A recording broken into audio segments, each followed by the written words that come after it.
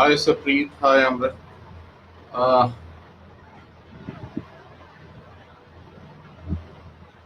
Satya Narayan ji, how are you?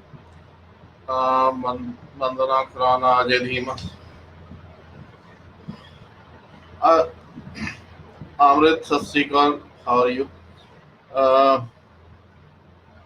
I just decided to be live today. Nothing in particular. Uh, just wanted to.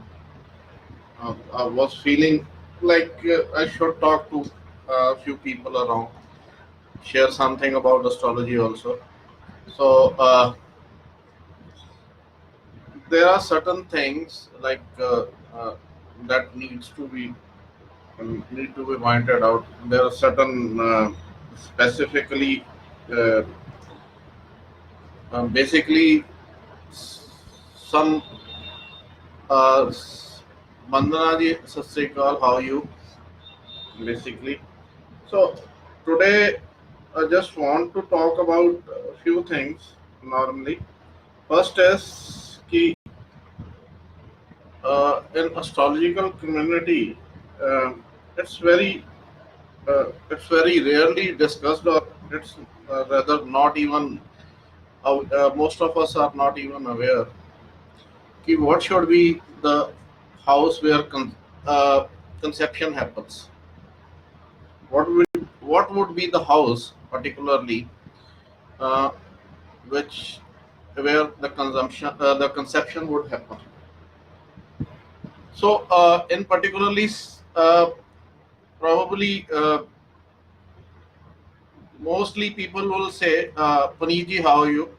Uh, uh, Mostly people say it should be rather the ninth house, but then if you consider sun's movement to be, or if you consider the 10 months of the pregnancy, and each planet governing a month, so if you start from the ninth, so basically, as per Brihad Jatak, the pregnancy is supposed to happen in 10 months. So, in that case, if it happens in 10 months, taking ninth to nine, if we consider ninth house, taking ninth, so it will end up in sixth house. If we take seventh, rather, it will end up in fourth house. Because pregnancy, as doctors say, or as per the medical science, it requires a gestation period of more than 9 months. Probably it goes into the tenth month. So roughly, the average pregnancy gestation period is 273 days. So there has to be some logic about it. See, what I probably this is what I am trying to share is it does not have a classical backing, basically, only based on an assumption. It is only based on the 10-month assumption of Brihat Jatak. So taking for it, see, the seventh is the spouse, eighth are the external physical parts. So probably the conception will happen uh, in the eighth house, and logically, if we go by the 10 month uh, a 10-month period of different planets, and 10 stages of pregnancy as per Brihit Jatak, it will end up in the fifth house, and that roughly suits because see, the last month of pregnancy is governed by sun, the ninth is governed by moon. So, and why particularly I emphasize on the eighth house is eighth is about inheritance, and directly opposite, the second house is particularly the DNA you inherit, the genes you inherit. So probably, I don't know if I am right or not, but probably that is the logic behind it. Probably see the stages start from Kalala or liquid state, then it is Ghana, Ankura, and so on till the pregnancy, uh, the childbirth actually happens, or the so probably if we take seventh, still it will end up in the fourth. If we take ninth, it will end up in the sixth house, because pregnancy is beyond 10 months, 9 months. So 9 months roughly, the average as given by scientific community or the medical fraternity is 273 days probably. So uh, that is that's just a thought process. So if we go by the eighth, if we go by the eighth for the conception, it is somewhat logical, because uh, the external physical parts of the human, basically both the partners would be from uh, eighth house. And since seventh is considered to be the spouse, it is rightfully assumed that the act will happen in the seventh, and the eighth will start the conception fury. And then the second being exactly 180 degrees away, probably, and it also the signification of the second is also your uh, what you call family that you acquire, or family genes and everything you inherit or something. Uh, the inheritance is actually seen from the eighth, even the inherited diseases also. But uh, going the reflex action thing of this, the second is the genes you probably, because it will be when the actual pregnancy starts happening, when the two liquid states meet, actually the Kalala. So it will then decide if the conception happens, the egg fertilizes and everything, it goes to the Ghana stage and all this. So to me it appears logical, but probably again this is based on an assumption. This is just an assumption, and that's based on Brihat Jataks, the 10-month pregnancy schedule. And even how do I actually uh, take each sign or each house to be uh, 1 month? That is also there is no logic behind it, basically, but uh, it's just a thought process. See, taking it from any other house, uh, we do not end at the exact point we want. So if we take it from the 10th house, and because it's 10 months, and sun is supposed to uh, um, actually transit a transit a sign for 30 days or something. So I decided to actually start from the 8th and then end up on the 5th house. So fifth, and again the last month, the 10th month of the actual pregnancy is under the domain of sun. Ninth is under the domain of moon. And if we go by your natural zodiac also, the fourth and fifth houses, or the Kalpursh Kundli, the fourth and fifth houses again will be your uh, moon and sun. So the 8th month is said to be the Adhan, governed by Adhan Lagna. So another factor that the basic thumb rule, or the simplest way to actually arrive at Adhan Lagna is, without going into um the mathematical calculations or something. just a simple approximate timing. So go to 73 days back from the date of birth. Probably pro, it will be an approximate adhan. So this is again uh,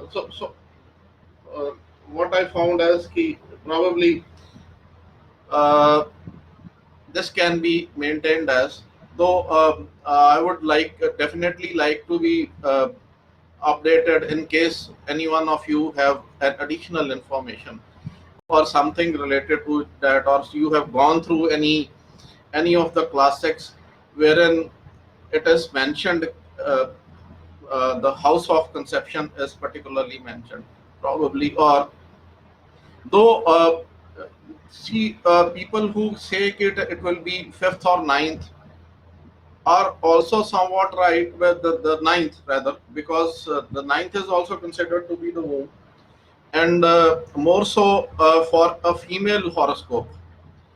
Uh, when we look for progeny, the ninth should also be considered along for the childbirth or progeny related issues. The fifth and ninth, both of them should be considered. The fifth from fifth and fifth from, because it's rather important in a female's horoscope. So some people may say ki, uh, probably because it has to be somewhere around. If we take uh, seventh house, eighth house, because the act has to happen. The means ki the physical act has to happen. Only then the conception and everything will happen. It's not actually. Uh, it cannot happen without the physical act. So again, some people will argue that, or some will maintain that it happens in the 12th house. You are right.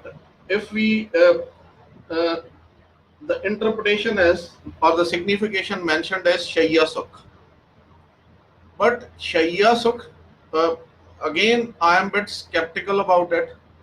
The Shayya Sukh, uh, in particular, in this case, uh, Shayya Sukh can be sleep also.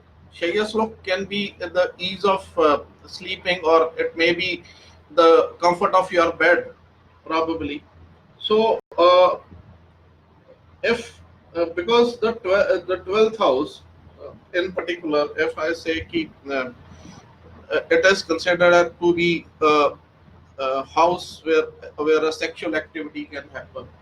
If uh, if that's true, again, then there is a question mark on the theory. Uh, but uh, but this appears to be the most logical explanation, as such.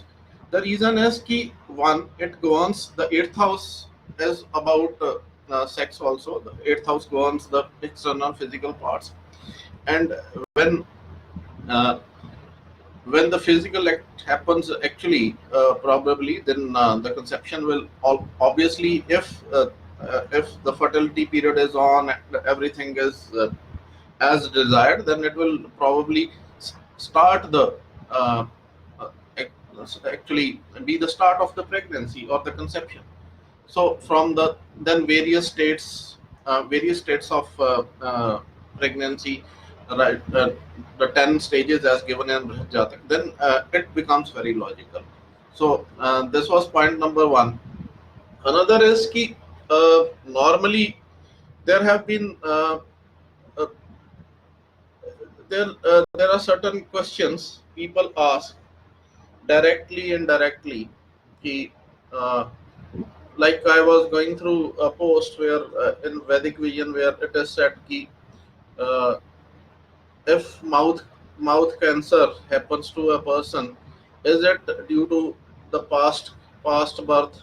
Probably he would be chewing tobacco in last birth or something like that. So again, though our astrology is based on Karam Siddhant theory, but that's going too far. Rather, for me, it will be like who knows about the past life? Mostly, people who have been doing this kind of astrology on net, uh, this is something that cannot be verified. This is something that cannot be assessed to be actually accurate, or it cannot be said ki this is what, because anything that cannot be verified, or anything that cannot be that does not have any credentials, how can uh, one assume ki this actually is the right answer? Astrology is about possibilities, and going back, showing past karma, pending karma, and everything. That is something really intriguing, rather, because it's intriguing because it's unverified and it cannot be verified in any way. How can it be actually verified in any way when people talk about past or past births and something? So nobody knows. So there are certain cases um, where people say ki there are proofs of rebirths and everything, and even our scriptures say about it. But again, there has no we actually the whatever past birth or something has happened, they have not been actually uh, uh, approved or actually accepted by science, uh, the modern day science. So it's rather uh, again a disputed area, again a disputed area, because it does not have the acceptance of the science. And but it's very for people who do PLR and other activities related to this. So probably they will argue their point because it's a bread and butter. So it's not the key. I'm pointing fingers at anyone. It's just a thought process. Ki, this is not that easy a subject where people can say ki, the pending karma, or it happened because of that, this happened because of that. So cancer is a disease. It will happen every time. There is a susceptibility of cancer in everybody whenever your cells uh, actually uh, regenerate, and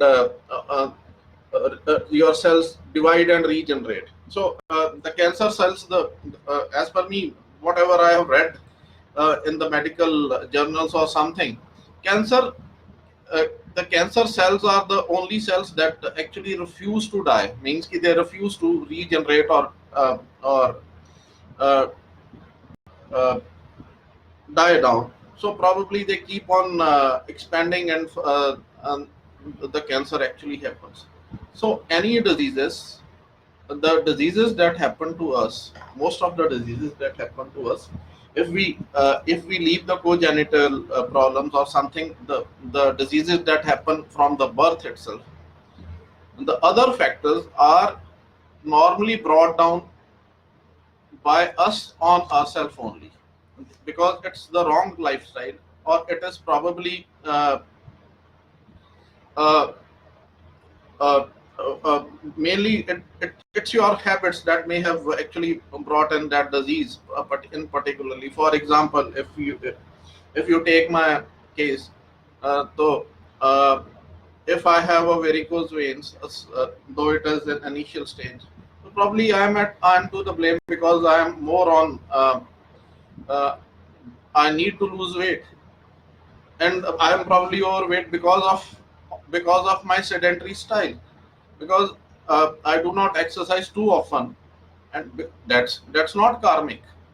So probably the medical factor of it, the medical factor of any disease, or it you say ki every disease is karmic, is taking it too far, because some of the diseases that actually happen to the human body, or most of the diseases that happen to the human body, are due to the mistakes that a person does or the lifestyle that person endorses. So we cannot say ki everything is karmic. So that needs to be that probably is taking the things too far. So again, every disease has certain causes, and those causes actually are if actually as per Ayurveda we have three humors, and if certain humor is provoked, then it disturbs the equilibrium of the body, and probably it will end up uh, having a disease. Most of the diseases in um, as per the doshas, namely there are around the most that happen are through vata. So probably more than 80 or 80 known diseases or something are caused by vata disorders, and the uh, the property of vata actually or the vata planet says to actually dry up pro- because it has drying nature. So if it is eye disease, the moisture of eyes is if vata planets are in contact with the causative planets that govern the eye, probably the moisture from the eye will evaporate. And similarly, uh, uh, if it's your skin, again a dry skin is most susceptible to skin problems. Again, that is why the vata planets will again play a pivotal role here. And then even in the cancer also, if you actually go through the charts or something, so mostly you will find afflicted moon and the sign cancer.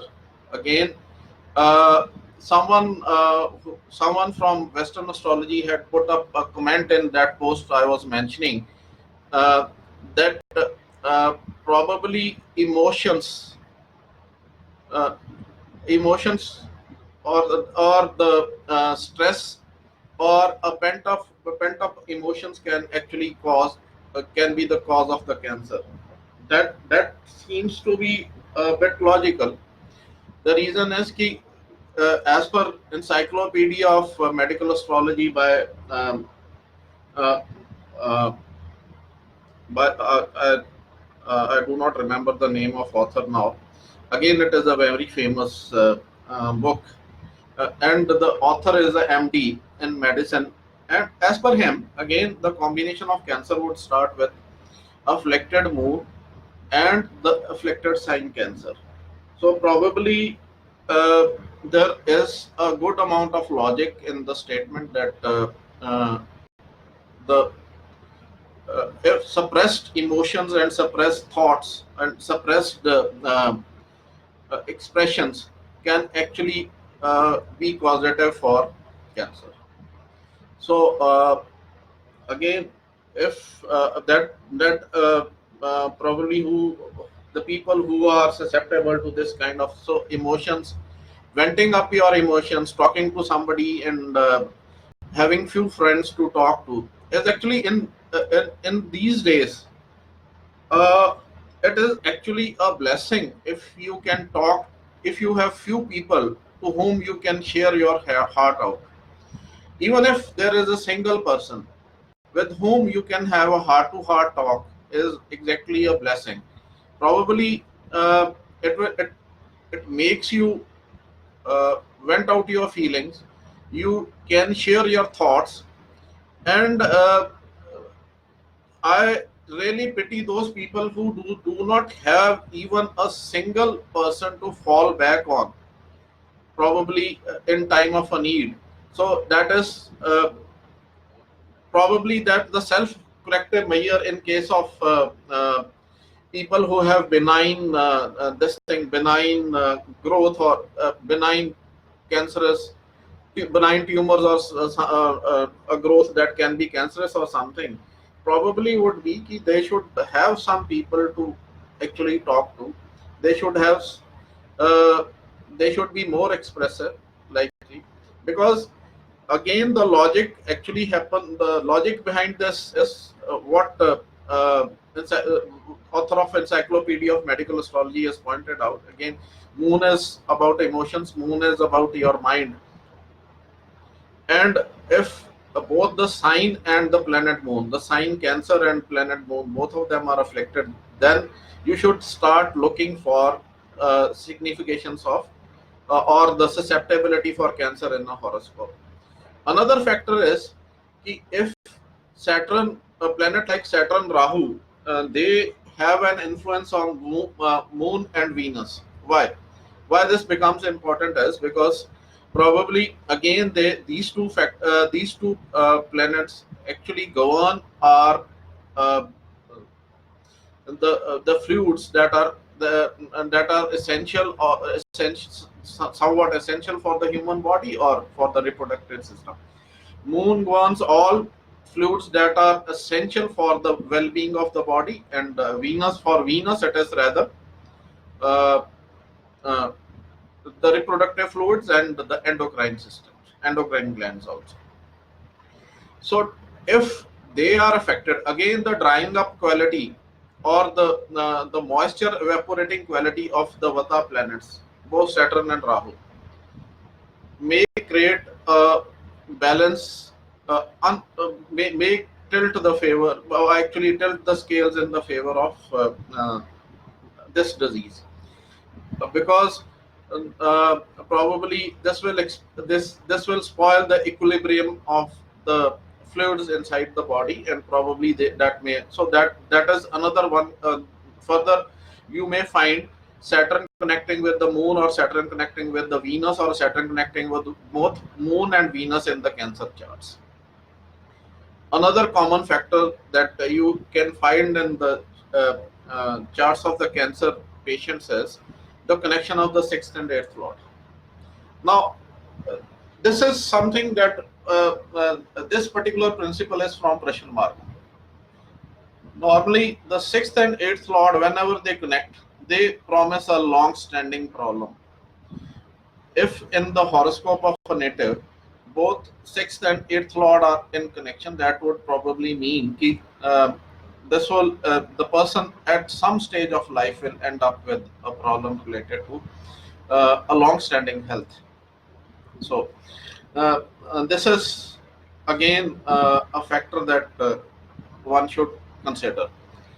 So, because Cancer probably is not a disease that can be cured in certain number of days or something. It requires extensive medicine. It requires uh, the radiations and everything, the exposure to this thing, uh, uh, a long-standing actually treatment. The treatment is not uh, for few months. It can go for years, or it can go for certain number of months. So probably it is a long-standing problem, and it is a critical problem. Again, the sixth and eighth lord connecting probably uh, is somewhat that is required as a in the case of cancerous horoscopes.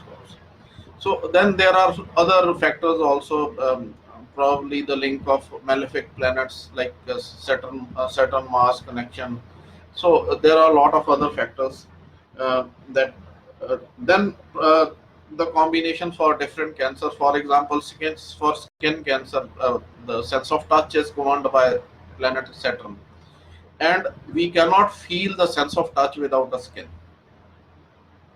So while as a dhatu, the dhatu tvacha, or the tvach dhatu is actually, or the skin is actually attributed to uh, planet Mercury.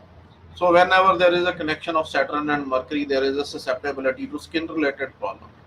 And if there are a combination of cancer as well, so then it will probably be a skin cancer.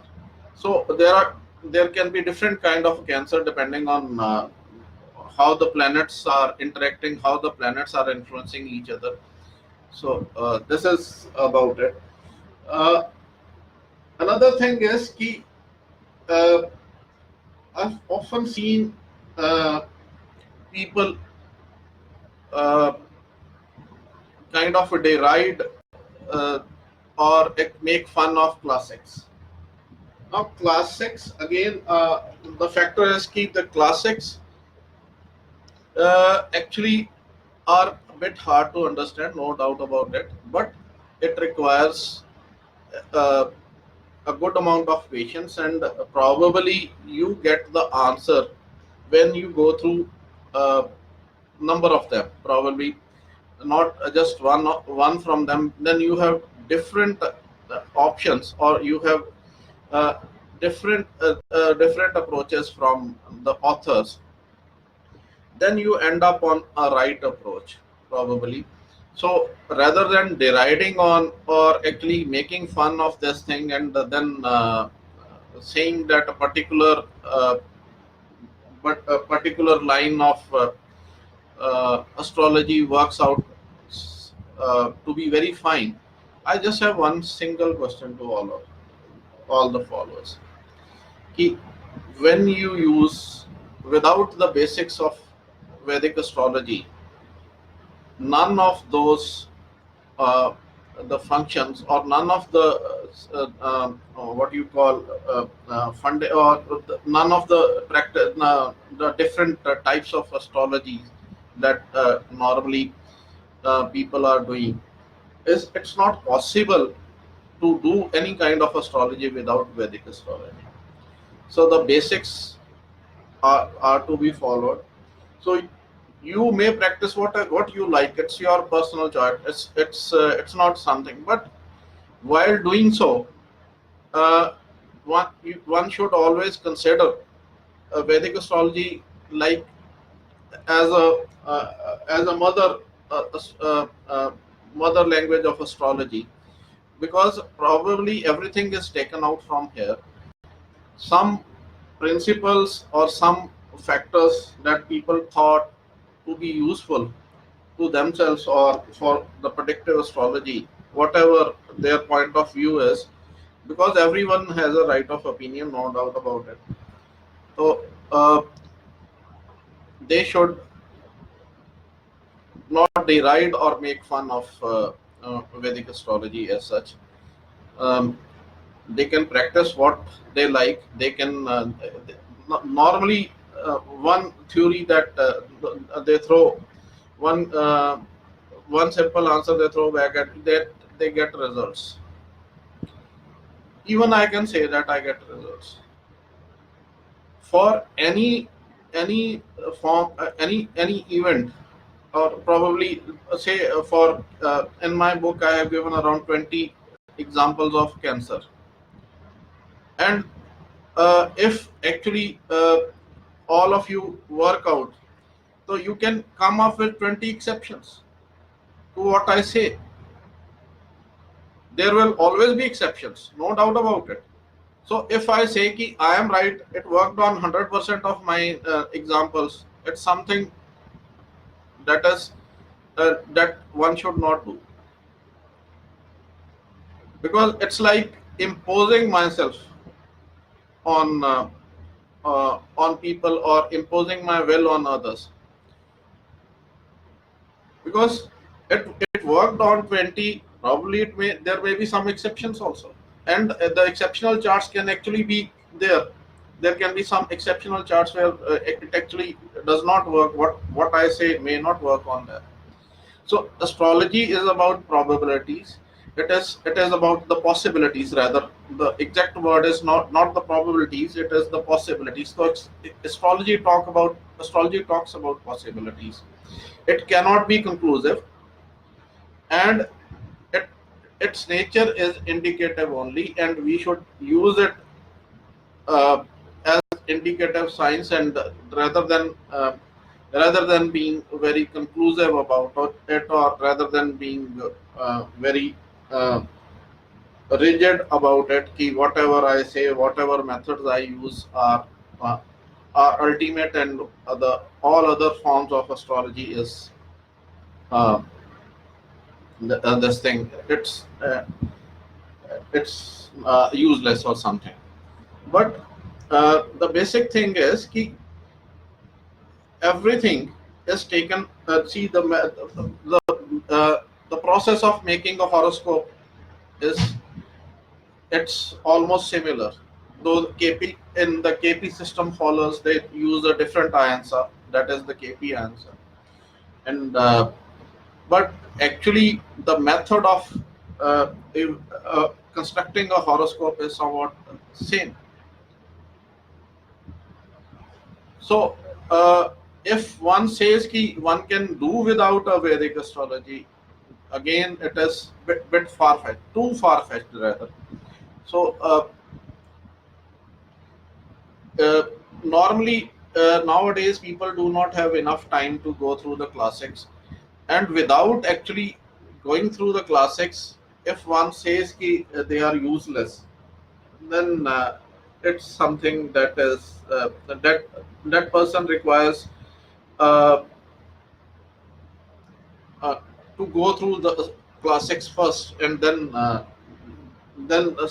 utter such a strong statement normally. So that is about it. Uh, I will probably end up the session in another few minutes. So anyone who wants to ask a particular question or something, want me to talk on a particular factor, is welcome. So SP Jani ji, namaskar.